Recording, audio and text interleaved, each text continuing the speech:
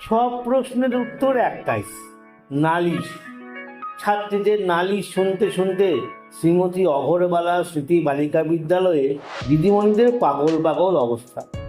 কোনো মেয়েকে গুটি গুটি এগিয়ে আসতে দেখলেই তাদের ভয় হয়, এই রে নিশ্চয়ই কারো নামে বলতে আসছে। আগে মেয়েরা শুধু স্কুলের সময় নালিশ জানাতো, ইদানিং তারা সময় বা জায়গার বাছ বিচার করা ছেড়ে দিয়েছে। যেখানে যখন দিদিমণিকে পায় পাকড়াও করে, সে স্কুলে আসা যাওয়ার পথেই হোক, ক্লাসেই হোক, ক্লাস শেষ হওয়ার পর বারান্দা বা সিঁড়িতেই হোক, এর সঙ্গে টিচার্স রুম তো রয়েছে। এমনকি নালিশের অত্যাচার থেকে বাঁচার জন্য ছুটির পর দিদিমণি যদি রিক্সা করে বাড়ি যান, পিছনে সাইকেল নিয়ে ছুটছে। ক্লাস 8-এর সুপর্ণাই তো কিছুদিন আগে দেবলীনাদের রিক্সা তাড়া করেছিল। ক্লাস 7-এর মানবিকার বিরুদ্ধে তার নালিশ ছিল, স্কুলে বলা হয়নি, তাই রাস্তায়। ছুটির দিনে বাড়িতেও নিস্তার নেই। সেদিন অন্তরাদির বাড়িতে ক্লাস 10-এর মধুমতি চলে গিয়েছিল দুম করে। গিয়েছিল তার প্রাণের বন্ধু রাগিনীর নামে নালিশ করত।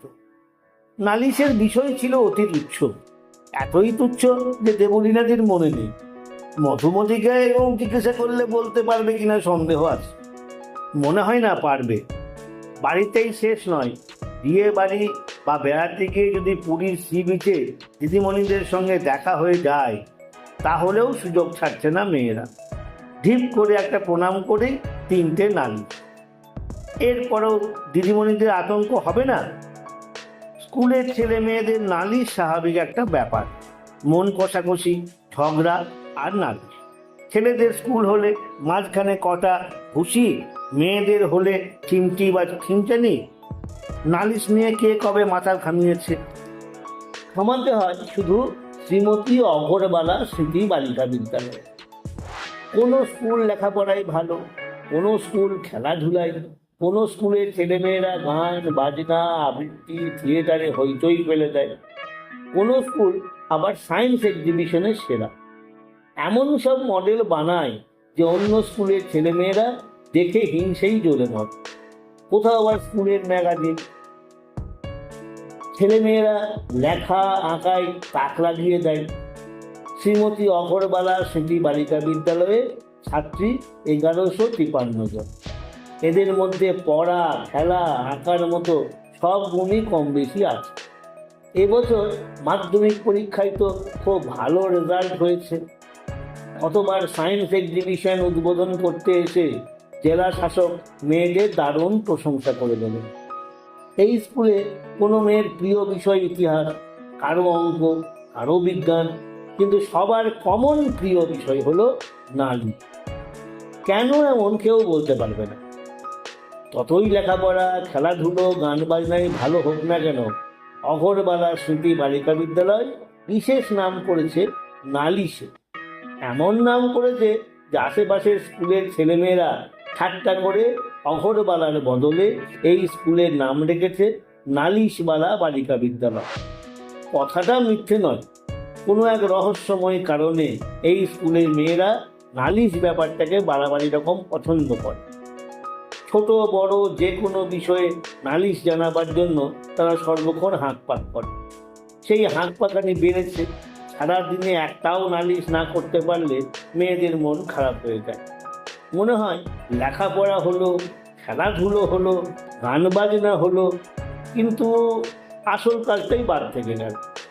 বছরের পর বছর ধরে শ্রীমতী অঘরবালা স্মৃতি বালিকা বিদ্যালয়ে নালিশের এই ধারা চলে আসছে, যেন স্কুলের ঐতিহ্য।